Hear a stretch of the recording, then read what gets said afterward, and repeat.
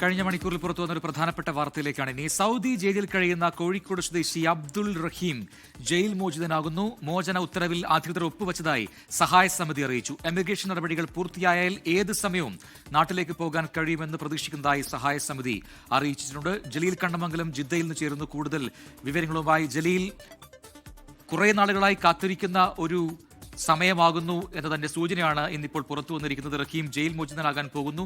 അതിന്റെ ഏറ്റവും ഒടുവിലത്തെ നടപടിക്രമങ്ങളിലേക്ക് കടന്നു എന്നാണ് വിവരം. വിശദാംശങ്ങൾ.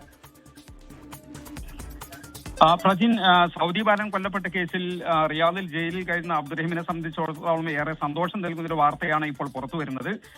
അബ്ദുറഹീമിന്റെ മോചന ഉത്തരവിൽ അധികൃതർ ഒപ്പുവെച്ചു എന്ന് റിയാദിലുള്ള നിയമ സഹായ സമിതി അറിയിച്ചു. എക്സിറ്റ് വിസ നടപടിയും പൂർത്തിയായി എന്നാണ് സഹായ സമിതി അറിയിക്കുന്നത്. ഇനി ഇമിഗ്രേഷൻ നടപടികളാണ് ബാക്കിയുള്ളത് നാട്ടിലേക്ക് മടങ്ങാൻ. അതിനുശേഷം ടിക്കറ്റ് എടുത്ത് അബ്ദുറഹീം നാട്ടിലേക്ക് മടങ്ങും.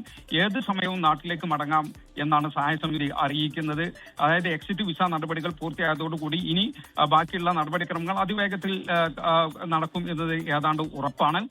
നാട്ടിലേക്ക് മടങ്ങാനുള്ള എമർജൻസി സർട്ടിഫിക്കറ്റ്, EC ഉൾപ്പെടെയുള്ള യാത്രാരേഖകളൊക്കെ റിയാദിലെ ഇന്ത്യൻ എംബസി നേരത്തെ തന്നെ ഇഷ്യൂ ചെയ്യുകയും ചെയ്തിട്ടുണ്ട്. നാളെ സൗദിയിലെ ബലിപെരുന്നാളാണ്. ഒരു പെരുന്നാൾ സമ്മാനമായി ഇതിനെ നമുക്ക് വേണമെങ്കിൽ കാണാം. കഴിഞ്ഞ 19-ാം തീയതിയാണ് അബ്ദുറഹീമിന്റെ ജയിൽ ശിക്ഷാ കാലാവധി അവസാനിച്ചത്. 20 വർഷമായിരുന്നു പൊതു അവകാശ കേസിൽ അബ്ദുറഹീമിന് ജയിൽ ശിക്ഷ വിധിച്ചിരുന്നത്. ആ കാലാവധിയാണ് ഇപ്പോൾ അവസാനിച്ച് അബ്ദുറഹീം പുറത്തിറങ്ങുന്നത്. ജലീൽ കണ്ണമംഗലമാണ് വിശദാംശങ്ങൾ നൽകിയത് സൗദിയിൽ നിന്നും.